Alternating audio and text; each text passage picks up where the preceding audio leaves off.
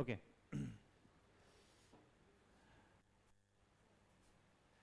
आता यामध्ये आपण बघा काय काय पाहिलेलं आहे. ऑलरेडी आपण जो ग्रॅव्हिटेशन चॅप्टर आहे तर खूप दिवस झाला आपला तो चॅप्टर चालू आहे. त्यातलं आजचं शेवटचं लेक्चर असेल थेरीचं. त्यानंतर आपण मग न्यूमेरिकल बघणार उद्याच्या लेक्चरमध्ये. ओके. जी मागची थेरी आहे तर ती थोडी थोडी मी घ्यायचा प्रयत्न करेन. आता मला वाटतं फ्री फॉलपर्यंत आपलं आलं होतं. आठवतंय चॅप्टरचं नाव काय आपल्या? ग्रॅव्हिटेशन. वेट आणि मासबद्दल पण आपलं झालेलं आहे. झालं ना?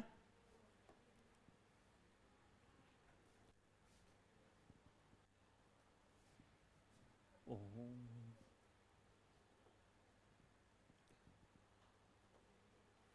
ठीक.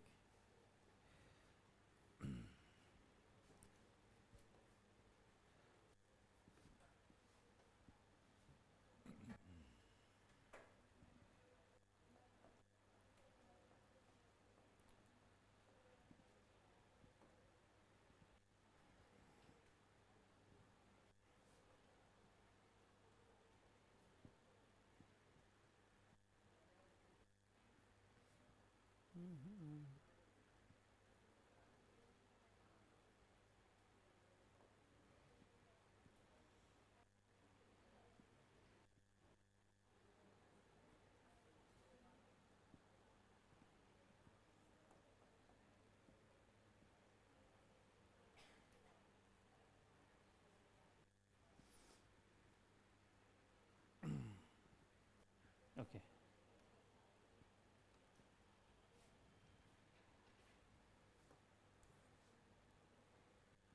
या एस्केप व्हेलोसिटी झालं झाले. आज फक्त रिव्हिजन घेतो एकदा मी. थोडंसं हे झालेलं.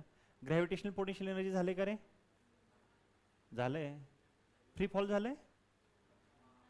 फ्री फॉल राहिले ना? राहिले का नाही राहिले? राहिले. बघा फ्री फॉलबद्दल एक थोडंसं डिस्कस करूया आपण. काय असतं फ्री फॉल? आपलं चॅप्टर चालू आहे ग्रॅव्हिटेशन. कोणतं चालू आहे? लक्ष आहे सगळ्यांचं?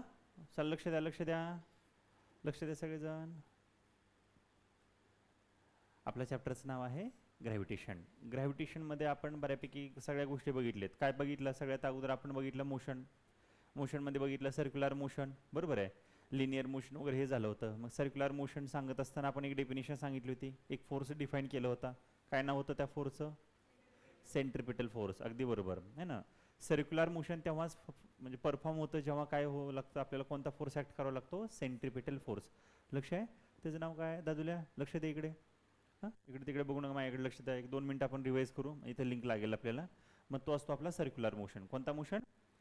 म्हणजे कोणताही ऑब्जेक्ट सर्क्युलर मोशनमध्ये परफॉर्म करायचा आहे तर त्यासाठी जो फोर्स लावतो त्याला म्हणायचं आहे सेंट्रिपेटल फोर्स. मग त्यानंतर आपण पुढे गेलो. मग पुढे काय बघितलं?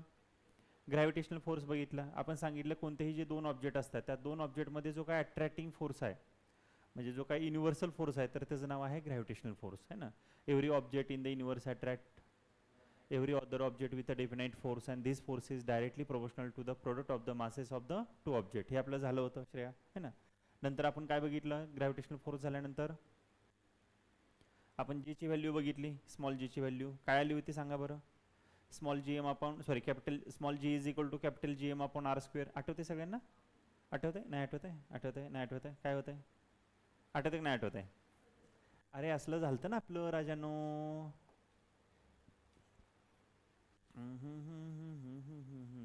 बघा असं झालं होतं. आपण सांगितलं आधी जो फोर्स असतो त्या फोर्सचा फॉर्म्युला आहे capital G capital M upon sorry M upon R square. त्यानंतर अजून एक सांगितलं एफ इज इक्वल टू असतो mass into acceleration due to gravity. असे दोन फॉर्म्युले होते फोर्सचे. पहिला होता न्यूटन्स लॉ ऑफ ग्रॅव्हिटेशन आणि आपला रेग्युलर हा वेटवाला फॉर्म्युला. हे दोन फॉर्म्युले सांगितले. ह्या दोन्ही फॉर्म्युल्यामधून असं कळालं की ह्या दोघांच्या एल एच एस कशा आहेत? सेम आहेत. जर एल एच एस सेम असतील तर आर एच एस सुद्धा कशा असतात? सेम असतात. म्हणून आपण असं केलं that is M G is equal to capital G capital M upon R square. हे डेरिवेशन आठवत असेल तुम्हाला? Sorry G M M. मग हा स्मॉल एम आणि स्मॉल एम काय झालता? कॅन्सल झालता. मग काय आलं होतं? G is equal to capital G capital M upon R square. आठवते सगळ्यांना? चला एक प्रश्न विचारणार, कोण उत्तर देणार? यस कोण देणार उत्तर? सोपा प्रश्न आहे. कौन देणार? ये बच्चा देगा. यस बेटा ये जी क्या है? स्मॉल जी नहीं. हाँ ॲक्सेलरेशन ड्यू टू ग्रॅव्हिटी माहिती आहे ना सगळ्यांना. बसा, ॲक्सेलरेशन ड्यू टू ग्रॅव्हिटी कशावरती डिपेंड आहे? कॅपिटल जी, कॅपिटल एम आणि आर वरती. बरोबर, आठवते सगळ्यांना. कॅपिटल जी काय असतं, कोण सांगतंय? Universal gravitational constant. Capital M काय असतं? मास ऑफ द प्लॅनेट आहे ना. आता इथं अर्थ असल्यामुळे आपण अर्थ म्हणूया. आर काय असतं? Radius of the planet. आता आपण अर्थवरती त्यामुळे आपण सध्या अर्थला आपण घेतलं. मग त्यानुसार आपण बघितलं होतं the variation of G on the surface of the earth. आठवते सगळ्यांना. आपण बघितले की असं आपली जी अर्थ असते ती फिरून फिरून फिरून फिरून काय झालं आहे, हा जो पोल आहे तर पोलला फ्लॅटन झाले आणि इक्वेटरला काय झालेलं आहे, बल्जिंग झालेलं आहे. मग आपण बघितलं हा जो जी आहे तर जीलची व्हॅल्यू मॅक्झिमम ही कुठं आहे? पोलवरती. किती होती सांगा बरं? 9.832 मीटर पर सेकंड स्क्वेअर. आठवते ना सगळ्यांना. आणि जी पोलला इक्वेटरला जी व्हॅल्यू होती तर ती मिनिमम होती. किती होती ती? 9.78 मीटर पर सेकंड स्क्वेअर. व्हेरी गुड, चांगलं लक्षात आहे तुमच्या. तर हे आपलं झालं होतं. बरोबर आहे. त्यानंतर आपण पुढे काय बघितलं होतं सांगा बरं? हे सगळं झाल्यावरती मास आणि वेट मधला डिफरन्स बघितला होता. 2 मार्कला बोर्डला प्रश्न विचारला जातो, differentiate between mass and weight. Differentiate between mass and weight हा 2 मार्कला क्वेश्चन असतो. हा खूप महत्त्वाचा आहे. आता मास आणि वेट मधलं कसं डिफरन्शिएट तुम्ही करणार आहेत? Mass and weight. आता आपण जर बघितलं, माझ्याकडे व्यवस्थित लक्ष द्या. आता आपण जे सगळ्यांना सांगतो तर ते काय सांगतो? डॉक्टरनं विचारलं वेट किती आहे बाळा तुझं, तरी पण आपण त्याला काय सांगतो? मासच सांगतो. जे 20, 30, 40, 50, 60 किलो जे असतं आपलं तर ते वेट असतं का? नाही, तर ते असतं मास. पण आपल्या डे टू डे लाईफमध्ये आपण काय करतो? वेटलाच मास कन्सिडर करतो, म्हणजे आपल्या बोली भाषेमध्ये. बरोबर आहे. वेट आणि मास सेम असं आपल्याला वाटतं, बिहेव केलं जातं, किंवा मग सगळेजण पण त्यासाठीच यूज केलं जातं सगळीकडेच कुठेही. आता आपण जर सांगली एवढं किलो द्या म्हणतो आपण, किलो म्हणजे वेटमध्ये, वेट जरी विचारलं तर ते सांगतो, मास जरी विचारलं तर ते सांगतो. मग आता हे सगळं बघत असताना लक्षात ठेवायचं की मास जे असतं ना तर ते मास हे कधीच व्हॅरी होत नाही. जसं मी म्हटलं माझं मास आहे 80 kg, तर कुठेही मी गेलो तर किती असणार आहे? 80 kg असणार आहे. मासला मास बघा 2 टाईपच्या क्वांटिटी असतात. एक असतं स्केलर क्वांटिटी, दुसरी असते वेक्टर क्वांटिटी. आठवते सगळ्यांना? हे सगळं तुम्हाला झालेलं आहे. स्केलर आणि वेक्टर, स्केलर आणि वेक्टर. आता काय काय क्वांटिटी मेजरमेंट करण्यासाठी त्याला फक्त मॅग्निट्यूडची गरज असते, त्याला डायरेक्शन लागत नाही. मॅग्निट्यूड म्हणजे व्हॅल्यू. जसं की मला मास मेजर करायचं आहे, आपण काय म्हणतो? 10 किलो, 20 किलो, तिकडे तोंड करून 20 किलो असं म्हणतो का आपण? डायरेक्शन सांगतो का त्याची? नाही. किंवा मला काय करायचं, मला तुम्ही विचारलं सर टाइम किती झाला, तर मी सांगणार बाळांनो 3:25 झाले. आता 3:25 झाले, त्याला डायरेक्शनची गरज आहे का? वेदांत बडे सर,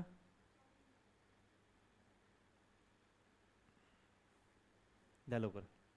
बरं, बाकीचे लक्ष द्या इकडे, जाईलच्या वेळी इकडे बघा काय चाललं होतं आपलं.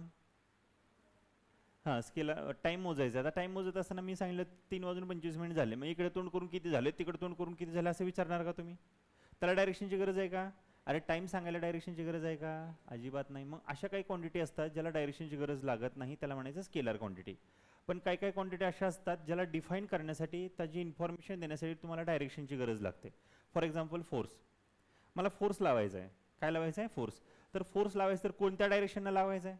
जसं गाडी ढकलायची आहे, मग मागून ढकल, पुढून ढकल, साईडने ढकल, है ना. फोर्स म्हणजे पुल और पुश, ढकला किंवा ओढा. म्हणजे आपल्याला अशा काही क्वांटिटी डिफाईन करण्यासाठी डायरेक्शनची गरज लागते. त्या क्वांटिटीला म्हणायचं असतं वेक्टर क्वांटिटी. काय म्हणायचं? सोपं आहे की नाही? स्केलर आणि वेक्टर. स्केलर क्वांटिटी कशाला म्हणणार? Those quantity only required magnitude for their measurement. ज्याला मेजरमेंट करण्यासाठी फक्त मॅग्निट्यूड लागते. मॅग्निट्यूड म्हणजे value. 10 kilo, 20 kilo, 30 kilo, 40 kilo, हे जे 20, 30, 40, 50 हा जो नंबर असतो त्याला म्हणायचं मॅग्निट्यूड. आणि those quantity which required magnitude as well as direction is called vector quantity. मग आता हे जे मास आहे, तर मास कोणती क्वांटिटी आहे रे? मास ही स्केलर क्वांटिटी. कोणती क्वांटिटी आहे? स्केलर. आणि वेट ही कोणती क्वांटिटी आहे? वेक्टर. वेट म्हणजे काय असतं? वेट म्हणजे फोर्स आहे. वेट म्हणजे काय? फोर्स आहे. कुणी लावलेला? अर्थनं लावलेला. म्हणजे वेट म्हणजे आपलं जे मास आहे, मासला काय करायचं आहे? जीनं मल्टिप्लाय करायचं आहे. जी म्हणजे कोण? Acceleration due to gravity. कळते? जेवढा मास जास्त तेवढं वेट जास्त, जेवढं मास जास्त तेवढं वेट जास्त. वेट म्हणजे काय? फोर्स. कुणी लावलाय? अर्थनं. कुणावरती? ऑब्जेक्टवरती.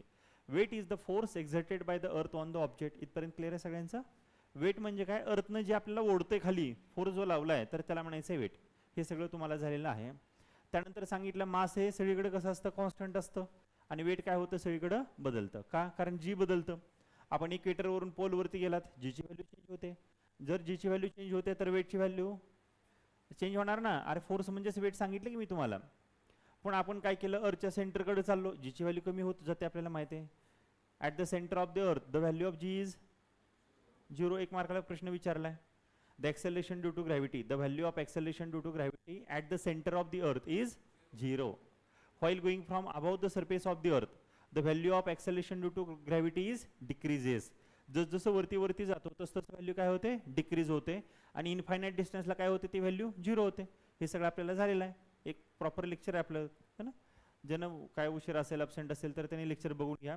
हे स्केलर वेक्टरचं आपलं झालं होतं. मला सांगा मास कशामध्ये मोजायचं आहे, केजी मध्ये मोजायचं आहे. आणि हा जो फोर्स म्हणजेच वेट आहे हे कशामध्ये मोजतो आपण, न्यूटन मध्ये मोजतो. हे सुद्धा सगळं आपलं झालेलं आहे. हे कळालं. त्यानंतर अजून एक कन्सेप्ट आहे बाळांनो आजच्या लेक्चरमध्ये जे आपल्याला डिस्कस करायचे आहे, तर त्याचं नाव आहे फ्री फॉल. काय फ्री फॉल. आता फॉल म्हणजे काय, काय असतं फॉल म्हणजे मला सांगा, पडणं. फ्री फॉल म्हणजे त्याच्यावरती कोणताच फोर्स लावायचा नाही. जसं माझ्या हातात स्टायलस आहे, मी दिलं सोडून. आता जेव्हा मी ह्याला सोडून देणार आहे तर ते काय होणार आहे, आता मी असं सोडून दिलं तर, दिलं ना सोडून मी ह्याला, मी आता बघा मी काय केलं, त्याला असं धरलाय का, नाही. मी फक्त माझा हात ठेवलाय आणि ह्याच्यावरती ठेवलंय आणि तेच मी असं उलट केलं तर, आता हे जेवढं फोर्स लावणार, मी काय सांगितलं, अर्थ काय करते, फोर्स लावते. अर्थ काय करते, कोणत्याही ऑब्जेक्टला फोर्स लावते. आता मी इथं धरलं त्याला, अर्थनं फोर्स लावलाय, पण तेवढंच मी अपोजिट डायरेक्शन अपवर्ड डायरेक्शनला फोर्स लावलाय. अर्थनं स्टायलसवरती खाली फोर्स लावला आणि मी स्टायलसवरती वरती फोर्स लावला. किती फोर्स लावला, जेवढं त्याचं वेट आहे तेवढा फोर्स लावला. अरे कळतं की नाही कळतंय. मी त्याच्या वेटपेक्षा कमी फोर्स लावले, काय होईल, ते खाली चाललं. वेटपेक्षा जास्त फोर्स लावलं ते काय चाललं, वरती चाललं. नाही कळालं. कुठले आता त्यांच्याऐवजी कोणतं माझ्या हातावरती येऊन बसला, इथं कोण बसते हातावरती येऊन, नाही माझ्या तेवढी ताकद नाही तुमच्या एवढी. समजा ह्याला जो बसू आपण अजून, हा इथं बसलाय. आता हा इथं बसलाय तर ह्याच्यावरच फोर्स लावावा लागेल मला अपोजिट डायरेक्शननं, त्यावेळेस हे बॅलन्स होणार आहे. आता या कंडिशनला काय होणार आहे, अर्थ ह्याच्यावरती फोर्स लावते काय, तर लावते, पण त्याला मी काय केलं, बॅलन्स लावलं एक्सटर्नल फोर्स लावून. पण ज्या वेळेस मी त्याचं काय करेन, हा जो फोर्स लावलाय तो फोर्स मी काढून घेणार. जेव्हा फोर्स काढून घेणार तर त्यावेळेस हा ऑब्जेक्ट काय करेल, खाली पडेल. का खाली पडणार आहे, अर्थनं त्याच्यावरती ग्रॅव्हिटेशनल फोर्स लावलाय. तुमच्यावरती लावते का, लावते. तुम्हाला सुद्धा असं धरा आणि त्यानंतर हात सोडून द्या, काय होईल, असं धरलं आणि काय केलं, एकदम सोडून दिलं, काय होणार, खाली पडणार आहे ना. आपण पाडलंय का, नाही. कुणी पाडलंय, अर्थनं पाडलंय. अरे कळलं की नाही कळलं. आपण त्याला धरला होता असा आणि आपण म्हटलं तर माझा हात काढून घेतो मी कशाला देऊ हात, वेदन. काय होणार आहे मग, खाली पडणार आहे. अरे पडणार आहे की नाही, अर्थ खाली ओढत असते. कुठलाही ऑब्जेक्ट घेतला वरती टाकला अजून खाली येतो का, अर्थनं फोर्स लावलाय.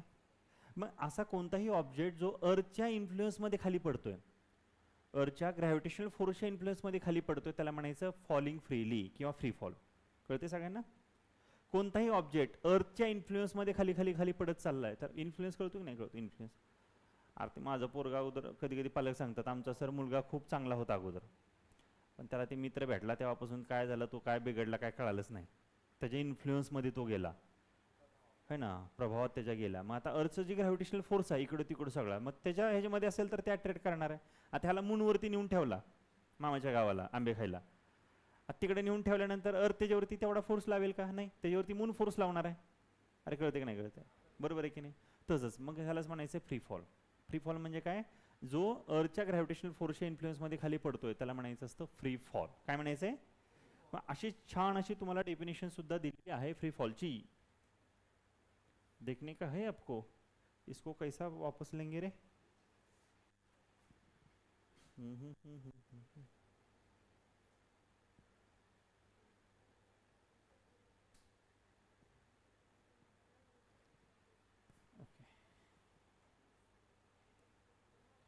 यस. आता इथं तुम्हाला डेफिनेशन आहे, इथं बघा. Once we release the stone from our hands, the only force that acts on it, the gravitational force of the earth, and the stone falls down under the influence of. इथून दिलेलं आहे, whenever an object moves under the influence. He definition सगळ्यांनी underline करा.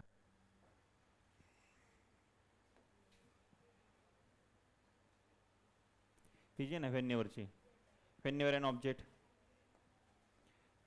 object moves under the influence of the force of gravity alone, it is said to be falling freely. हे एक मार्कला definition विचारतात जर विचारली तर, म्हणजे ह्या चॅप्टरमध्ये जर एक मार्कला प्रश्न विचारला समजा तर फ्री फॉलचा विचारू शकतात. तुमच्या जी युनिट टेस्ट वगैरे असतात तर त्याला हे विचारतात. हे महत्त्वाचं आहे फ्री फॉल. कळालं सगळ्यांना. ओके. आता मला सांगा, आता नॉर्मली जर आपण बघितलं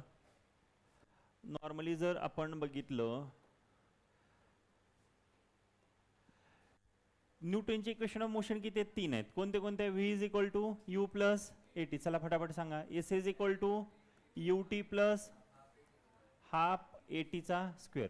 आणि मला सांगा थर्ड काय? V square equal to U square plus 2as. सगळ्यांना हे माहिती आहेत. आता ह्याच्यामध्ये सगळं माहिती आहे तुम्हाला. व्ही म्हणजे काय? Final velocity. Final velocity. You म्हणजे काय? ए म्हणजे काय? ॲक्सेलरेशन. टी म्हणजे काय? टाइम. इकडे राहिलं काय अजून? एस म्हणजे काय? डिस्प्लेसमेंट. आता ऑब्जेक्ट एखादा वरून खाली येतोय, वरून खाली पडतोय, तर वरून खाली पडत असताना काय होतं रे? स्पीड चेंज होते, व्हेलॉसिटी चेंज होते. चेंज होते म्हणजे काय होते? वाढते. अरे वाढते की नाही वाढते? आपल्याला माहिती आहे the rate of change of velocity is nothing but the acceleration. If velocity increases or decreases म्हणजे चेंजेस, देन काय प्रोड्यूस होतं? तर ॲक्सेलरेशन प्रोड्यूस होतं. मग ॲक्सेलरेशनचे 3 टाईप सांगितलेत आपण. आठवते तुम्हाला सगळ्यांना? ॲक्सेलरेशनचे किती type? 3 type. If velocity increases then the acceleration is a positive. If velocity decreases then acceleration is a negative. आणि if velocity does not changes acceleration is a zero acceleration. म्हणजे बॉल मी वरून खाली टाकला, तर खाली टाकल्यानंतर जसजसा खाली खाली खाली खाली येतोय फास्ट फास्ट फास्ट स्पीड वाढते. बरोबर आहे? स्पीड वाढली, स्ट्रेट लाईन स्पीड आणि व्हेलॉसिटी सेमच असतं जर दोघं जण जर स्ट्रेट लाईन ट्रॅव्हल करत असतील तर. मग जर व्हेलॉसिटी इन्क्रीज झाली तर ते ॲक्सेलरेशन कोणतं आहे? पॉझिटिव्ह आहे. आता मला सांगा जेव्हा मी वरून खाली टाकतोय तर काय होणार आहे? व्हेलॉसिटी वाढणार आहे.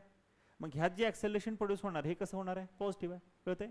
मग आता हे जे ॲक्सेलरेशन इथं असणार आहे हे कसं असणार आहे? Positive acceleration. ओके. मला सांगा आता सध्याची हे जी व्हेलॉसिटी आहे हे किती आहे? अरे इनिशियल व्हेलॉसिटी किती आहे याची? अरे झिरो आहे बघा ना. आहे ना? आहे का काय त्याला व्हेलॉसिटी? आता मी जेव्हा होल्डिंग केले, माझ्या हातामध्ये होल्ड केले ह्याला, किती व्हेलॉसिटी ह्याची?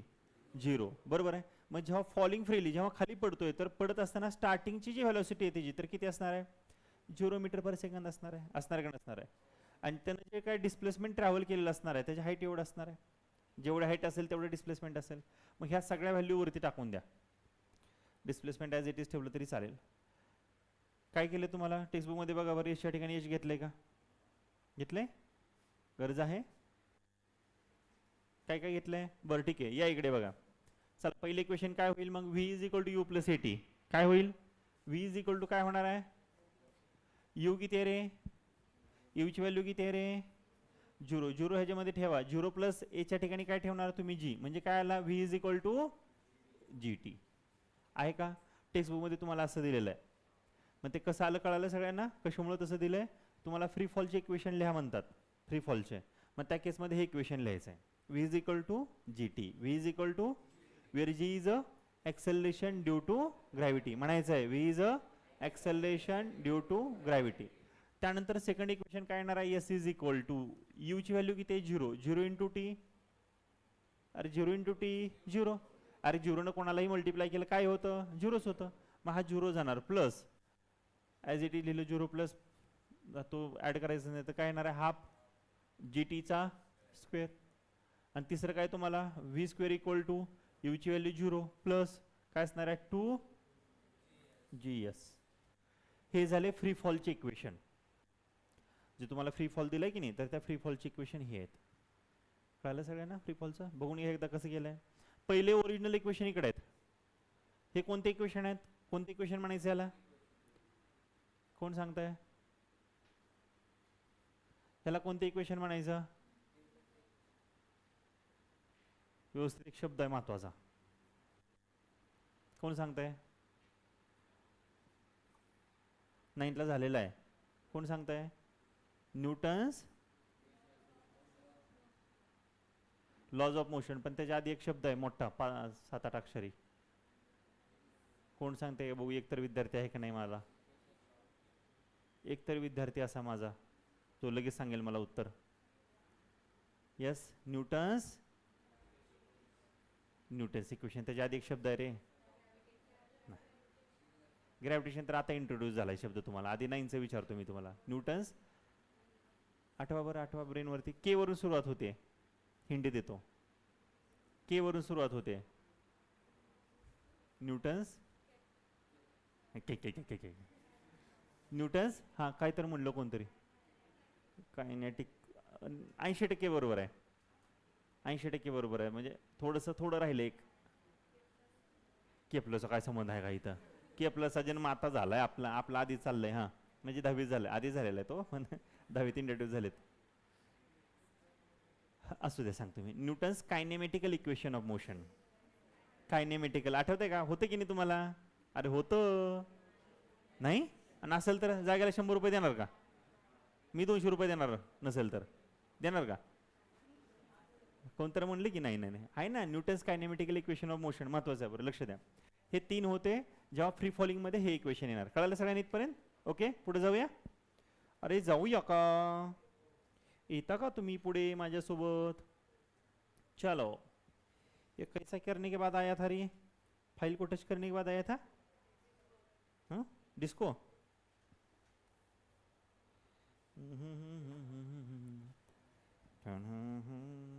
हां यस, हे झालं होतं आपलं, हे झालंय. ओके, दुसरं अजून एक तुम्हाला एक छोटंसं दिलं आहे. मी ऑलरेडी तुम्हाला ह्याची स्टोरी सांगितली आहे बाळांनो. नॉर्मली कसं असतं बघा, माझ्याकडे लक्ष द्या. मेरे पास ध्यान देऊ मेरे बच्चों. लक्ष आहे सगळ्यांचं? लक्ष आहे का? बघा, एक मोठी वस्तू घेतली आणि एक छोटी वस्तू घेतली, झालं आपलं हे. आणि दोन्ही जर सेम टायमिंगला खाली टाकले तर कोणती वस्तू खाली पडते? आधी काय म्हणत होता बघा, आता माझं ऐकून सांगायले. आधी पहिल्या लेक्चरला कसं सांगत होता सगळं, सर हेवी ऑब्जेक्ट खाली लवकर पडतं. एक मोठी जड वस्तू घेतली हेवी ऑब्जेक्ट, आणि एक लाइटर ऑब्जेक्ट घेतला. लाइटर म्हणजे हलका आणि हेवी म्हणजे जड. म्हणजे एक मोठा स्पिअर घेतला आणि एक छोटा स्पिअर घेतला, आणि दोघाला सेम टायमिंगला जर खाली टाकलं तर खाली कोण खाली पडतं? दोन्ही खाली पडतात. हे भोसले सरांनी शिकवल्यावरती तुम्हाला कळालं. भोसले सरांनी पण एक्सपेरिमेंट केलं नाही, वाचूनच तुम्हाला सांगितलंय. पण पहिल्या काळामध्ये म्हणजे जवळपास 1560 मध्ये काहीतरी मला वाटतं इथे दिलेलं पण असावं. तोपर्यंत अख्ख्या जगामध्ये यहाँ पे था मेरे ख्याल से, किधर तो है यार, किधर आहे रे? हां 1590 पर्यंत. 1590 पर्यंत अख्ख्या जगामध्ये असं मानलं जायचं की जी जड वस्तू आहे ती खाली पडते अगोदर. इव्हन तुम्ही तुमच्या घरी जाऊन पण एक्सपेरिमेंट करू शकता. तुमच्या मम्मी पप्पाला विचारू शकता, एक लोखंडाचं काहीतरी घ्यायचं सोबत हातामध्ये, ठीक आहे, एखादा काहीतरी ठोंब्या फिंब्या असतो ना, तो असा मारायचा कुटायचा, आणि एखादी हलकी ऑब्जेक्ट घ्यायचं, हलका काहीतरी एक फायबरचं, आणि म्हणायचं हे दोन्ही जर मी सेम टायमिंगला, किंवा काचचं एक वस्तू घ्या मध्ये आवाज येईल तुम्हाला फुटल्याला, ठीक आहे. आणि दोन्ही जर सेम टायमिंगला, आणि मी सांगितलं सांगायचं नाही, तुमच्या ओन रिस्कवरती एक्सपेरिमेंट करा. आणि दोघांना पण काय करायचं, दोन्ही वस्तूंना सेम टायमिंगला खाली टाकायचं. असं आधी विचारा की मग आधी कोणतं खाली पडेल, ठीक आहे. काय पडेल ना पडेल ना, मग आपल्या अंगावर तर पडणारच आहे काहीतरी, आहे ना. तर घरी विचारायचं, तर घरचे सुद्धा काय सांगणार आहे तुम्हाला? हेवियर ऑब्जेक्टच अगोदर पडतं. एक्सपेरिमेंट ज्यांनी केलं असेल तर ऑलमोस्ट 99% लोक अजून सुद्धा हेच सांगतात, अजून पण हे सांगतात. किंवा आता हे जे काय सायन्स अभ्यास न करणाऱ्या लोकांना कोणाला जरी विचारलं, कोणालाही विचारलं, पप्पाला जाऊन विचारायचं, पप्पा मोठा घेतला छोटा घेतला दोन्ही बी खाली कोण पडणार आहे? पप्पा काय म्हणणार आहेत? त्यात काय विचार करायचं आहे, जड वस्तू खाली पडते. एक ज्वारीचं पोतं घेतलं आणि एक मुरमुरेचं घेतलं, आणि दुसऱ्या मजल्याहून सेम टायमिंगला खाली पाडलं, खाली टाकलं, कोण खाली पडणार आहे? ज्वारीचं पोतं. असं घरून सुद्धा सांगितलं जाईल, पण असं होत नाही. या तर ते काय होणार आहे, थोडंसं उशिरा खाली पडणार आहे. बडे सर कळलं का? कोण उशिरा पडणार आहे? का दोन्ही सोबत पडतील? आधीच्या काळामध्ये असं होतं की हेवियर ऑब्जेक्ट आधी पडेल, पण नंतर काय झालं, मग ह्या सायंटिस्टने एक्सपेरिमेंट केला. गॅलिली हे पहिले सायंटिस्ट असे होते की त्यांना त्याच्यावरती क्वेश्चन मार्क आला, म्हणून त्यांनी एक्सपेरिमेंट केला. ते इटालियन सिटी होती पिसा नावाचं, पिसा शहर आहे एक पिसा. तर तिथे गेले आणि त्याच्यामध्ये लिनिंग टॉवर होतं, म्हणजे असं तिरकी थोडीशी एक बिल्डिंग आहे. तर त्या बिल्डिंगवरती गेले, ह्या दोन्ही मोठे स्पिअर घेतले, एक मोठं स्पिअर एक छोटं स्पिअर, दोघांना सेम टायमिंगला खाली टाकलं, आणि असं लक्षात आलं की दोन्ही पण ऑब्जेक्ट काय होतात, सेम टायमिंगला खाली पडतात. मग तेव्हापासून सगळ्या जगामध्ये कळालं की अरे अरे असं असं होतं, असं असं होतं. ओके, हे कळालं सगळ्यांना? हे बेसिक आहे सगळं. पुढचं राजानो आपण, मला वाटतं हे पण एस्केप व्हेलॉसिटीचं पण बघितलंय. ग्रॅव्हिटेशनल पोटेन्शियल एनर्जी पण झालं का रे आपलं? झालं ना? झालं तरी पण एकदा मी तुम्हाला रिवाइज करून देतो. ग्रॅव्हिटेशनल पोटेन्शियल एनर्जी बघा, ग्रॅव्हिटेशनल पोटेन्शियल एनर्जी काय असतं बघा. पहिलं तर माझ्याकडे लक्ष आहे सगळ्यांचं, हे तुम्हाला क्वेश्चन विचारले जातात. हे मागच्या लेक्चरमध्ये मी तुम्हाला ऑलरेडी एक्सप्लेन करून सांगितलंय, आणि तुम्हाला हे पण सांगितलं होतं, जे शिक्षकांनी असं शिकवलंय मग समजून घ्यायचं, त्यांच्याकडे अजून चांगलं लक्ष द्यायचं शाळेत शिकवताना. आणि जर नाही सांगितलं तर मग माझ्याकडे लक्ष जास्त द्यायचं. झालं शिकून तुम्हाला हा चॅप्टर स्कूलमध्ये? स्कूल चालू झाली? चालू झाली, गुड, छान. बघा मला सांगा, एनर्जी जी असते, एनर्जी काय असते? एनर्जी ताकद असते, है ना. Energy is the capacity to do work. झाले नाहीतला तुम्हाला? Energy is the capacity to do work. काम करण्याची जी आपली क्षमता असते त्याला म्हणायचं असते energy. Capacity to do work. आपली कॅपॅसिटी कशाची? वर्क करण्याची, काम करण्याची जी आपली कॅपॅसिटी आहे त्याला म्हणायचं एनर्जी. मग आता एनर्जीचे खूप सारे टाईप असतात, जसं की मेकॅनिकल एनर्जी आहे, इलेक्ट्रिकल एनर्जी आहे, साऊंड एनर्जी आहे, लाईट एनर्जी आहे, बरोबर आहे, मॅग्नेटिक एनर्जी आहे, सॉरी मॅग्नेटिक फील्डमुळे असलेली एनर्जी आहे. तर अशा ज्या काही एनर्जी आहेत तर त्यातली आपण मेकॅनिकल एनर्जी बघूया. मेकॅनिकल एनर्जीचे दोन टाईप पडत असतात, एक असतं कायनेटिक एनर्जी आणि दुसरे असते पोटेन्शियल एनर्जी. मग कायनेटिक एनर्जी तर आपण बघितली, म्हणजे फॉर एक्झाम्पल असं छानपैकी आपल्या पालकांनी आपल्या डोक्यावरती हात ठेवला, चांगलं काम केलं म्हणून माझ्या बाळाने किती चांगला अभ्यास केला, एवढे मार्क पडले, किंवा शिक्षकांनी छान असं डोक्यावरून तुमचे हात फिरवला, बाळलंय चांगला आहे, बाळलंय चांगला आहे, आणि त्याच बाळानं आगाऊपणा केला, वडिलांचं ऐकलं नाही, काय नाही, तर हात तोच असतो, गाल तोच असतो, फक्त हाताला काय येतं? मोशन येतं, बरोबर आहे की नाही? आणि तो जो इफेक्ट जाणवतो तुम्हाला तर तो काय असतो? तो जो ते जे असतं ती जी एनर्जी असते तर ती एनर्जी असते कायनेटिक एनर्जी. म्हणजे कोणत्याही ऑब्जेक्टमध्ये त्याच्या मोशनमुळे जी आलेली एनर्जी आहे त्याला म्हणायचं आहे kinetic energy. Energy the object possess energy because of its motion is called as a kinetic energy. या मी काय म्हणलं कळालं? एखाद्या ऑब्जेक्टमध्ये जी एनर्जी आहे, कसा बघतो, कसा येतं, कसा माझ्याकडे लक्ष देतं, मी आलेलं तुझं कौतुक केलेलं आहे, कसला भारी दिसायला म्हणून, आता लक्ष दे माझ्याकडे, है ना? बघा मी काय म्हटलं, कोणत्याही ऑब्जेक्टमध्ये जी एनर्जी आहे तर ती जर त्याच्या मोशनमुळे असेल तर त्याला म्हणायचं कायनेटिक एनर्जी. आणि कोणत्याही ऑब्जेक्टमध्ये जी एनर्जी त्याच्या पोझिशनमुळे असेल, एखाद्या पर्टिक्युलर हाईटमुळे असेल, जसं की वॉटर स्टोर इन डॅम, डॅममधलं जे पाणी असतं, समजा डॅममधलं पाणी सोडलं तर एकदम प्रेशरनं बाहेर पडतं, अरे पडतं की नाही पडतं? म्हणजे ते जे वॉटर आपण स्टोअर करून ठेवलेलं आहे, लोकेश कशामध्ये? लोकेशच की तुझं नाव काय? आर्यन, सॉरी आर्यन, आर्यन. लोकेश कुठं आहे? लोकेश त्या वर्गात आहे ना. हां, तर ती जी एनर्जी खाली पडणार, सॉरी ते जे पाणी खाली पडणार आहे तर ते जे प्रेशरनं पाणी पडतं, कारण त्याच्यामध्ये कोणती एनर्जी? Potential energy. मग ह्या पोटेन्शियल एनर्जीचा जो फॉर्म्युला होता आठवते सगळ्यांना, काय होता? mgh होता. अरे होता का नव्हता? mgh. एच म्हणजे काय होतं? हाईट होती, बरोबर आहे की नाही? आता मला सांगा, हा जो जी आहे, जीचा फॉर्म्युला काय मग अशी बघितलं आपण? gm upon R square. आता आर म्हणजे कोण असणार आहे इथं? आर प्लस एच असणार आहे, ब्रॅकेटचा काय असेल? स्क्वेअर असेल. आणि ही जी हाईट आहे तर ही हाईट सुद्धा कशी असणार आहे इथं? आर प्लस एच असणार आहे. आता आपण काय करूया, ही जी आहे तर जीच्या ठिकाणी ही व्हॅल्यू ठेवूया. आता हे ॲक्सेलरेशन ड्यू टू ग्रॅव्हिटी आहे, तर जेव्हा ऑब्जेक्ट एका पर्टिक्युलर हाईटला असतो, जसं जसं वरती आपण जातो, ती ग्रॅव्हिटेशनल पोटेन्शियल एनर्जी आहे from the surface of the earth, ही कशी असते? मायनस असते. मी सांगितलं तुम्हाला, जसं जसं आपण वरती जातोय तसं तसं व्हॅलोसिटी काय होते? कमी कमी होत राहते. मग कमी झाल्यामुळे जे ॲक्सेलरेशन आहे ते कसं आहे? निगेटिव्ह आहे. मग हे जी व्हॅल्यू जी आहे तर ती काय करा, ह्याच्यामध्ये ठेवून टाका. आता ही झाली पोटेन्शियल एनर्जी. जेव्हा आपण ग्रॅव्हिटेशनल पोटेन्शियल एनर्जी बघणार आहेत तर तेव्हा ह्याचा फॉर्म्युला काय होणार आहे रे? बघा बरं, आपण ठेवू एमला एम ठेवलं, जीची जी व्हॅल्यू आहे तर ती काय ठेवणार आहे? मायनस जी ठेवणार, म्हणजे minus G M upon R plus H, ब्रॅकेटचा काय असेल? स्क्वेअर असेल. हे आपण इथे ठेवलं आणि पुढची ॲज इट इज आपण ठेवलं आर प्लस एच, बरोबर आहे. आता हा स्क्वेअर आणि आर प्लस एच काय झाला? कॅन्सल झाला. मग राहिलं काय इथं? हे मायनस साईन बाहेर आली, minus G capital M small M upon R plus H. आहे की नाही बघा बरं तुमच्याकडे फॉर्म्युल्यामध्ये? आहे ना? अरे आहे की टेक्स्टबुकमध्ये? ग्रॅव्हिटेशनल पोटेन्शियल एनर्जीचा फॉर्म्युला असा आहे की नाही? मग तो कसा आला कळालं सगळ्यांना? कशावरून काढला आपण? आपली प्रिव्हियस नॉलेज 9वीचं पोटेन्शियल एनर्जीचा फॉर्म्युला, त्यानुसार जीचा फॉर्म्युला. जिथे एच म्हणजे हाईट होतं तर हाईट इथे किती आता? R plus H. आर म्हणजे रेडियस ऑफ द प्लॅनेट आणि एच काय असतं? Height from the surface of the earth. तर हे सगळी जी व्हॅल्यू आहे तर ती असणार आहे. या तक समज में आया सबको? अरे कळालं की नाही कळालं? सोपं आहे की नाही? येस. चलो आता पुढचं काय बघायचं आपल्याला? एस्केप व्हेलॉसिटी पण शिकवलेलं आहे मी तुम्हाला. एस्केप व्हेलॉसिटी कोण सांगताय मला? Newton's third equation escape. Okay, एसचा फॉर्म्युला बघूया आपण आधी. बघा अजून एक वळण माझ्याकडे. आता हे झाल्यामुळे मी थोडंसं फास्ट घेतोय बरं का, हे ऑलरेडी सगळं झालेलं आहे, मी फक्त रिव्हिजन घेतोय. काय होतं की न्यूटनचं जे थर्ड इक्वेशन आहे ते काय सांगतं? V square equal to U square plus 2a. एखादा ऑब्जेक्ट जर अपवर्ड डायरेक्शन आपण पाठवतोय तर त्यावेळेस काय असणार आहे? हे जे ॲक्सेलरेशन ड्यू टू ग्रॅव्हिटी आहे हे कसं असणार आहे? मायनस आहे, मी सांगितलं. त्यानंतर त्याचं जे काय डिस्प्लेसमेंट केलेलं आहे तर त्याची हाईट एवढं केलेलं आहे. एका पर्टिक्युलर हाईटला ऑब्जेक्ट जातो आणि त्यानंतर त्याची व्हेलॉसिटी किती होते? 0 होते. अरे दगड घेतला आपण, मारला जोरात, दगड घेतला आणि जोरात मारला, कोणाला? वरती आवाळाला. वरती दगड गेला तर एका हाईटला गेल्यानंतर काय होतो? बॉल बॉल घेतला वरती मारला भरपूर, तर काय होणार आहे, त्याची व्हॅलोसिटी 0 होणार आहे. की कुणी कितीही जोरात मारला तर एक हाईटला गेले त्याची व्हॅलोसिटी काय होते, 0 होते. मग 0 झाल्यानंतर मला सांगा मग कोणती व्हॅलोसिटी आहे, तर फायनल व्हॅलोसिटी 0. ही सगळी व्हॅल्यू वरच्या इक्वेशनमध्ये ठेवा बरं. काय ते सांगा मला इक्वेशन.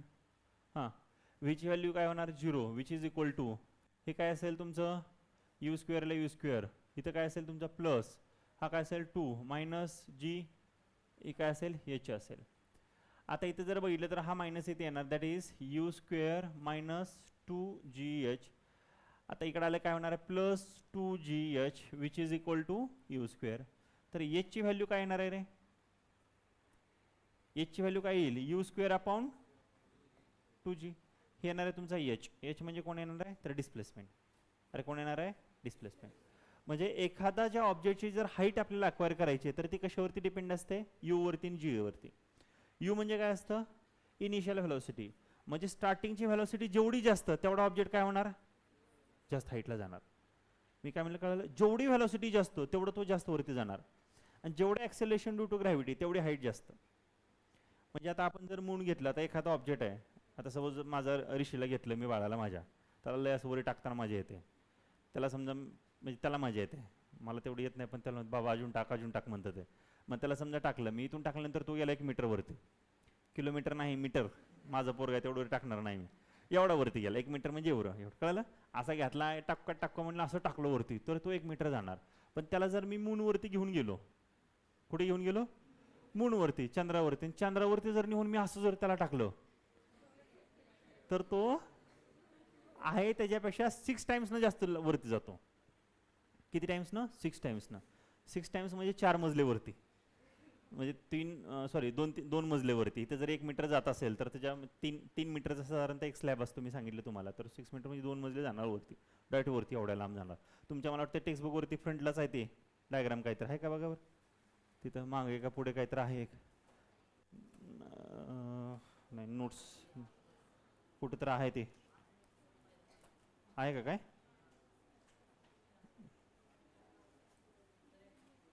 कुठं कुठे, बरं जाऊ दे असेल, तर त्याच्यावरती असं टाकतानाच आहे.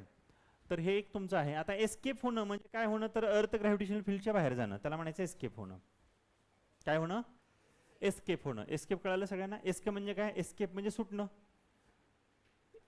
एस्केप म्हणजे काय, सुटणं. आता कुठून सुटणं, बऱ्याच जणाला वाटतं आपली शाळा म्हणजे जेल आहे, 10वीपर्यंत पोरांना लय वाटत असतं की आपली शाळा म्हणजे जेल आहे. एकदा काय 10वी माझी झाली, पुन्हा मात्र शाळेचं मी तोंडसुद्धा बघणार नाही. पण तुम्हाला सांगू का, आपल्या आयुष्यातला सगळ्यात सुवर्णकाळ म्हणजे शाळेचे दिवस असतात. हे कळायला थोडासा वेळ लागतो आणि मग त्या हातातून तो क्षण सुटून गेलेला असतो आणि पुन्हा उगाच आपण त्याचा पश्चाताप करत बसतो, अरे कसले भारी शाळेचे दिवस होते. जे काय तुम्हाला आज मिळतंय 10वीत असताना, शाळेतून असेल, क्लासमधून, घरातून, ह्याच्यापेक्षा चांगल्या आयुष्यात कधीच मिळणार नाही तुम्हाला. म्हणजे मिळू नये असं माझी इच्छा नाही, पण ज्या मेमरीज असतात, ज्या पैसे देऊन विकत घेता येतात का, नाही, जी इमोशन्स असतात, जे निरागसपणा असतो तुमचा, तर ह्या ज्या गोष्टी असतात ज्या 10वीमध्ये असताना आपण जे काय सगळ्या फील करतो, म्हणजे पूर्ण आता आमच्या एजला जेव्हा तुम्ही जाल, तुमच्या पालकांच्या एजला जाल, तर तेव्हा तुम्हाला 10वीचा वर्ग खूप आठवेल की 10वीची आपली शाळा, आपलं बॅच किंवा क्लास असेल. क्लासपेक्षा जास्त शाळेची आठवण खूप येत असते मुलांना. क्लासची तर येते, पण शाळेची तुलना क्लाससोबत होऊ शकत नाही. शाळा नेहमी अशी वरती असते. तर त्यामुळे ते शाळेचे जे क्षण आहे तर ते चांगले जगा. असं जेल आहे असं समजून जगू नका. आपल्या शिक्षणावरती प्रेम करा, आपल्या मित्रमैत्रीण चांगलं बॉन्डिंग ठेवा आणि एकदम भारी हे जे वर्ष आहे असं आनंदाने चांगलं जगा. लय भारी वर्ष आहे. पुन्हा नंतर लय मिस करतो आपण ह्या वर्षाला. ओके, या पुन्हा नंतर सगळं मग पुन्हा प्रॅक्टिकल आयुष्य असतं. 10वी झालं, 11वी 12वी हे सगळं लगेच नंतर पुन्हा लय मागं लागतं. पण वेगळ्या परीक्षा हे ते काय असतं. जर ते मला सांगायचं होतं एस्केप, तर बऱ्याच मुलांना वाटतं बडे सर की शाळा म्हणजे काय, जेल आहे, क्लास म्हणजे काय, जेल आहे, घर म्हणजे काय, जेल आहे. एकदा काय करणार, ह्याच्या बाहेर पडणार. पहिल्या काळातला तो ट्रेंड होता, म्हणजे तुमचे वडील वगैरे जेव्हा लहान होते तेव्हा घरी मारले पळून जायचे. आमच्या गावाकडे तर तोच असायचा. आणि गावाकडे काय साधं मारत नव्हते, लोय मारायचे अगोदर, लोय म्हणजे लोय मारायचे. आता आमच्या मामाला एकदा मारलं होतं, मामानं काय तर आगाऊपणा केला, मामाला असा काय फटकावला जवानी, फटकावला की मामा जे पळून गेला 6 महिने आलाच नाही, तिकडे गेला मुंबईला. मग ते असंच ओळखीने ह्याच्यात हा ही तिथं राहतोय, ती तिथं राहतोय, मग त्या भागात जायचं, रोज त्या माणसाची वाट बघत बसायचं. अशी पहिल्या काळात लय ट्रेंड होता पळून जायचा. आमच्या गावातले तर लय लोक पळून गेले त्यावेळेस. एक तर तेव्हा पळून गेला कोविडमध्ये झाला वापस, करोनामध्ये कुठंच काही नव्हतं, मग आला वापस गावाकडे 20 वर्षांनी डायरेक्ट. मग ते आता पळून, आता बघा, आता तुम्हाला सुद्धा घरचे मारतात, पण आता तेवढं मारतात का? आता थोडं मारतात. आता थोडं म्हणजे एकदम असं चापडे जरी मारले तरी वाटतं अरे मला मारलो, बघा मला जिथं लाल झालंय लाल झालंय असं. जाऊ द्या, आता रेकॉर्डिंग चालू आहे, नको जाऊ द्या. जास्त तर एस्केप होण्यासाठी लई मारू नये तुम्हाला कोणी. पण समजा एका लेवलच्या नंतर ताणल्यानंतर काय होणार आहे, घर सोडून जावं सांगत नाही मी, ठीक आहे. पण एक भाग सांगितला तुम्हाला, एस्केप होणं म्हणजे पळून जाणं. मग आपल्याला अर्थ ग्रॅव्हिटेशनल फील्डच्या बाहेर जायचं आहे डायरेक्ट. कुठे जायचं आहे? ग्रॅव्हिटेशनल फील्डच्या बाहेर जायचं. आता बॉल घेतला, वरती टाकला, जाईल वापस येईल. अजून वरती टाकला, अजून वरती जाईल वापस येईल. पण हाताने फोर्स लावल्यानंतर तेवढ्या वरती जाणार आहे का? नाही. मग अशी एक तुम्हाला व्हेलॉसिटी द्यावी लागेल जेणेकरून तो अर्थ ग्रॅव्हिटेशनल फील्डच्या बाहेर जावं लागेल. मग अशी व्हेलॉसिटी, ज्या व्हेलॉसिटीमुळं ऑब्जेक्ट अर्थ ग्रॅव्हिटेशनल फील्डच्या बाहेर जातो, त्याला म्हणायचं असतं एस्केप व्हेलॉसिटी. काय म्हणायचं असतं?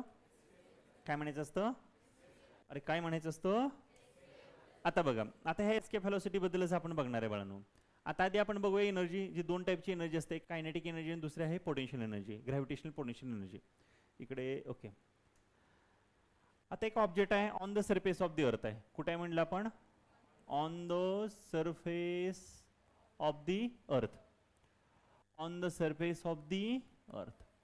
आता मी सांगितलं ही जी टोटल एनर्जी आहे, तर ही टोटल एनर्जी म्हणजे कोणती कोणती एनर्जी असते? Kinetic energy plus potential energy. आता कायनेटिक एनर्जी किती असणार आहे रे, सांगा बरं. काय formula kinetic एनर्जीचा?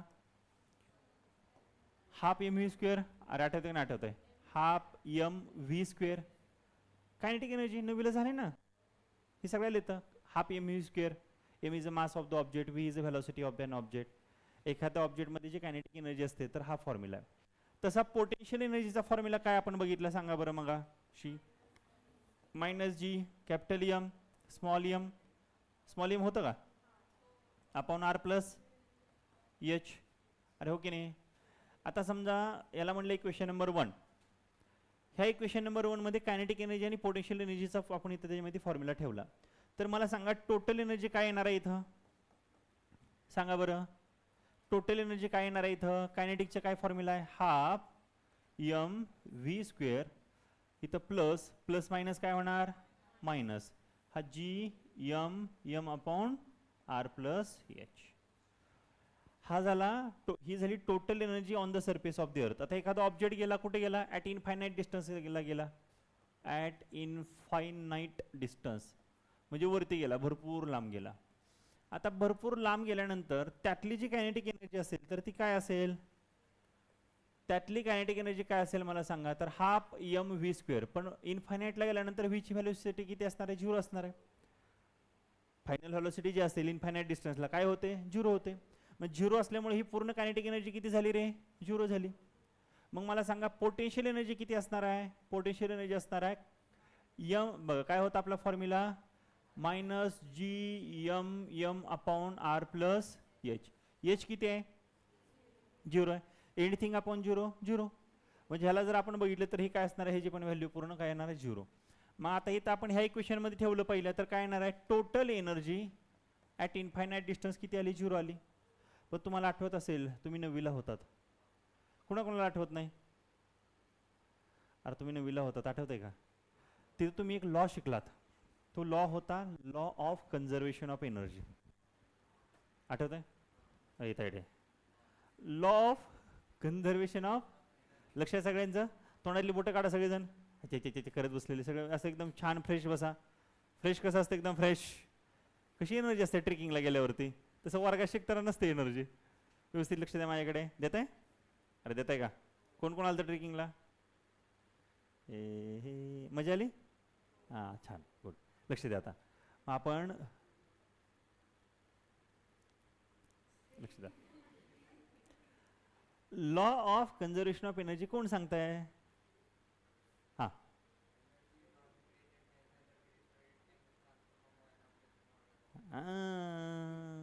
Energy can neither be created nor be destroyed. It can be converted into one form of energy into another form of energy. Total energy in the universe always remains constant. जगातली सगळी energy जर बघितली तर ही कशी constant आहे. जसं पाण्याची cycle आहे ना. अरे पाणी आहे ना, लिक्विड मधून काय होतं? गॅसेस मध्ये जातं, गॅसेस मधून सॉलिड, सॉलिड लिक्विड गॅसेस, हा सर्कल कंटिन्यू चालला ना. अरे आहे का नाही? तर तसं ही जी एनर्जी आहे तर ही एनर्जी काय होते, ट्रान्सफर होत असते एकातून दुसऱ्यात, दुसऱ्यातून तिसऱ्यात, आणि ही सगळी एनर्जी कशी आहे, कॉन्स्टंट आहे. मग आपण असं म्हणू शकतो का, from the law of conservation of energy, energy on the surface of the earth is equal to energy at infinite distance. एखाद्या ऑब्जेक्टमध्ये, जसं तुम्ही ऑब्जेक्ट आहे, मी ऑब्जेक्ट आहे, माझ्यामध्ये इथं on the surface of the अर्थ वरती असलेली एनर्जी, हीच एनर्जी सेम कुठं असणार आहे, इनफायनाईटला गेल्यावरती. अजून एकदा, आपल्या सगळ्यामध्ये जी एनर्जी इथं आहे on the surface of the earth, तेवढीच एनर्जी कुठं असेल, ॲट इनफायनाईट डिस्टन्सला, from the law of conservation of energy. मग मी काय म्हणू शकतो, from the law of conservation of energy we can write here total energy on the surface of the earth is equal to total energy at infinite distance. आता on the surface of the earth काय energy होती सांगा बरं मला, न बघता सांगा, half M V square minus G M M upon R plus H, आणि ॲट इन्फायनाईटला किती होती, 0 होती. आता मायनस इकडे गेले काय होणार, हे मायनस इकडे गेले काय होणार, प्लस. मग काय येणार आहे, हा half M V square which is equal to G M M upon R plus H. आता इथे काय होणार, स्मॉल एम काय झाला, कॅन्सल झाला. तर काय आला, आता व्ही स्क्वेअर आहे, हा इथे व्ही स्क्वेअरला हा 2 डिवाइड, इकडे आले काय होणार, मल्टिप्लाय. सो काय होणार, हा V square which is equal to 2gm upon R plus H. आता व्ही, मला व्ही पाहिजे का, नाही. व्ही स्क्वेअर पाहिजे का, तर नाही, मला व्ही पाहिजे. मग मी काय करणार पुढं, टेकिंग स्क्वेअर रूट.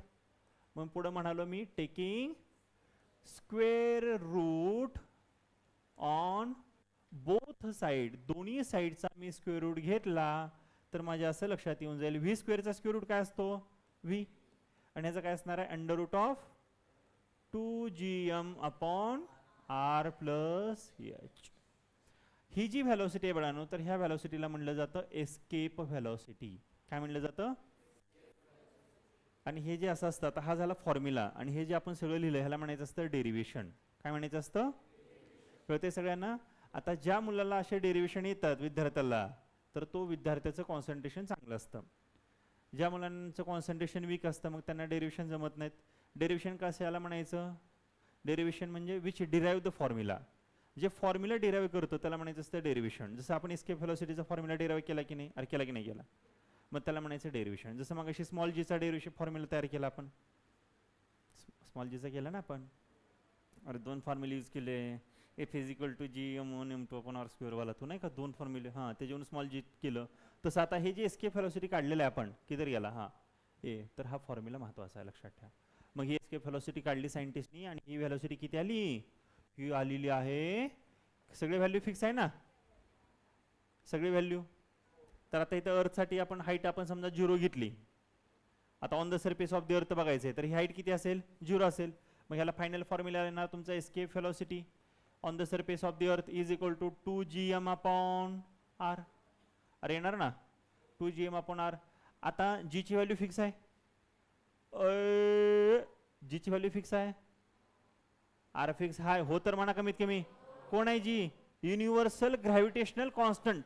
अख्ख्या जगात कुठं पण जावा सेमच रेट आहे. किती, अरे किती, 6.67 इंटू 10⁻⁻11 न्यूटन मीटर स्क्वेअर पर kg स्क्वेअर. एम काय, मास ऑफ द अर्थ किती आहे, 6 into 10⁻24 kg mass of the अर्थ फिक्स आहे. आर फिक्स आहे, किती आहे, 6.4 इंटू 10⁻6 मीटर. सगळी व्हॅल्यू फिक्स आहे. आता सगळी जर व्हॅल्यू, माझ्याकडे लक्ष द्या, सगळी व्हॅल्यू फिक्स आहे. जर सगळी व्हॅल्यू फिक्स असेल तर आन्सर किती जरी 1000 वेळा जरी काढलं तरी सेमच येणार आहे. अरे येणार का नाही येणार, येणार की नाही. मग हे सगळं आन्सर काढलो आणि असं लक्षात आलो त्या 11.2 किलोमीटर पर सेकंद ही आली एस्केप व्हेलॉसिटी. काय लिहिलं आहे, कळ गया सबको. ही व्हॅल्यू कधीही चेंज होणार नाही. आपल्या अर्थवरून कोणाला जरी एखादा इथं वळवळ करायला लेक्चरमध्ये लक्षच देना माझ्या, आणि मी जर ठरवलं ह्याला एस्केप करून टाकायचं, तर त्याला मला किती व्हेलॉसिटी द्यावी लागेल, 11.2 किलोमीटर पर सेकंद. म्हणजे एका सेकंदाला एवढ्या स्पीडनं जर मी त्याला वरती टाकलं तर मग तो मागे येणार नाही. आणि त्याच्यापेक्षा जरी 11.2 ते 0.2 जरी कमी पडलं तर खाली आल्यावर मला फटके दिल पुन्हा ते. 11 किलोमीटर पर सेकंद. आता कधी कधी आपण बघतो बघा सॅटेलाइट लॉन्च केले जातात पण मिशन फेल होतं, म्हणजे एका हाईटला जातं खाली पडतं ते का, कारण त्याला एवढी व्हेलॉसिटीज मिळत नाही. कळते मी काय म्हणलं, एवढ्या स्पीडनं गेलं तरच तो ऑब्जेक्ट अर्थच्या ग्रॅव्हिटेशनल फील्डच्या बाहेर जाणार, नाही तर खाली येणार. कळते का? ओके चलो. आता बाकीचं आहे न्यूमेरिकल. उद्या कोणीही ॲबसेंट राहायचं नाही. उद्या आणि परवा आपण न्यूमेरिकल बघणार आहे, सॉल्व एक्झाम्पल, अनसॉल्व एक्झाम्पल. कोणीही ॲबसेंट राहायचं नाही आहे. ओके चलो थँक्यू. ऐका, नाईट स्टडी चालू केलेली आहे आपण, माहिती ना सगळ्यांना. ज्या ज्या मुलांना अभ्यास करायचा आहे त्या त्या मुलांनी संध्याकाळी 7 ते 9 यायचं आहे. आता यावर्षी मी टार्गेट ठेवलं आहे, लक्ष द्या एक मिनिट इकडे बघा. 2000 लक्ष द्या, 2024ला आपले 19 मुलं 90% पुढे होते. 2025ला आपले 30 मुलं 90% पुढे गेले. 2026ला आपले 43 स्टुडंट 90+ गेले. 2027ला ह्याच्या पुढे वाढ होतच राहणार आहे. आता पुढे पुढे 50 होतील, 60 होतील, 100 होतील. पण ह्या वर्षी आपलं टार्गेट वेगळं आहे. ह्या वर्षी एका वर्षात 30 ते 40% वाढणाऱ्या विद्यार्थ्यांचं प्रमाण मला वाढवायचं आहे क्लासमध्ये. म्हणजे ज्या विद्यार्थ्याला 50% पडले त्याला 80, 85, 90ला घेऊन जायचं आपल्याला. ज्याला 40 पडले त्याला 80ला पुढं, ज्याला 50 आहे त्याला 90च्या पुढं. म्हणजे कमीत कमी 35-40% एका वर्षात वाढले पाहिजे. तर असं मला ते पोरं पाहिजे. मग तुमच्यापैकी जर कोण असेल किंवा सर माझे 30% वाढवायचे, 35% वाढवायचे मला, तर मग तुम्ही काय करायचं, संध्याकाळी 7 ते 9 यायचं इकडे क्लासला. कळतंय? हे 90चे 95, 95चे 100 ते जाणारच आहेत, त्याला काय वेगळं मला करायची गरज नाही. ते ऑलरेडी भरपूर सिस्टीम आपण रेडी केली. आता हे फाउंडेशन पण चालू होतेच आपलं शनिवार रविवारपासून येणाऱ्या. ते जॉईन केले की पोरं आरामात 95-90ला जाणारच आहे, त्याचा विषयच नाही आहे. पण हे जे पोरं आहेत जे आता तुम्ही जे 60-70%ला कोणी असाल, 50ला असाल, तर त्यांना 80-85%च्या पुढे जर तुमचं स्वप्न असेल तर माझं नाही, तर मी त्याला घेऊन जाणार. आता ह्या वर्षी मला वाटतं 30%च्या पेक्षा जास्त पडलेले 4 ते 5च मुलं आहेत आपल्याकडे, जास्त नाहीत. ज्यांचे एका वर्षात 30%पेक्षा जास्त मार्क वाढले, 40% मार्क वाढले, असे 2-3-4 पोरं आहेत. 40% वाढलेली 2 पोरं आहेत एका वर्षात. कळते का? 40% एका वर्षामध्ये राईज झालाय पोरांचा. 40% म्हणजे लय मोठा आकडा असतो. अशा आता 2-3 पोरं करायचे का आपल्याला? नाही. हा आकडा हे ह्याच्यापेक्षा पुढे गेला पाहिजे, आहे ना. ह्याच्यापेक्षा तो आकडा पुढे गेला पाहिजे. ह्या वर्षी मी ते वेगळं प्रयत्न करतोय. त्यासाठी तुम्ही मग मला साथ दिली पाहिजे. कशी साथ देणार? अभ्यास करून संध्याकाळी 7 ते 9 इथे या रोज, प्रामाणिक 7 ते 9 इथे या. आपले प्रधान सर संध्याकाळी 9 वाजेपर्यंत रोज इथं अवेलेबल आहेत. रोज 8 ते 9 मध्ये त्यांचं लेक्चर कुठंच नसणार आहे. फक्त तुमच्यासाठी तिथं मॅथमॅटिक्सचा काही प्रॉब्लेम असेल आणि मस्त शिकवता, तुम्हाला माहिती आहे त्यांचं बेसिक वगैरे जबरदस्त आहे. CBSEच्या लेवलचं तुम्हाला पुढच्या लेवलला अजून घेऊन जातील. अजून तुमचे हॉट क्वेश्चन काय डिफिकल्टी लेवल करायचे आहे तर अजून त्यांच्यासोबत तुम्ही बसा संध्याकाळी 9 वाजेपर्यंत. त्यानंतर अजून 1-2 आपले जुने टॉपर आहेत विद्यार्थी. आता संयुक्त संस्कृती कुलकर्णी, तिथं तुम्हाला नावं दिसतात का? ते त्या दोघी पण येत आहेत संध्याकाळी. आता त्या ट्विन्स, त्यांना 10वीला 96% आहेत दोघींना पण. 10वीला 96% पडलेली ती पोरं तुम्हाला गाईड करायला आहेत आता. ठीक आहे. त्यानंतर मी असणार आहे 9 वाजेपर्यंत. त्यामुळे 3-4 जणांचा स्टाफ इथं तुमच्यासाठी असेल. ज्याला अभ्यास करायचा आहे अशा लोकांनी यायचं आहे फक्त, ज्याला टाइमपास करायचा अशा लोकांनी नाही. ओके चलो.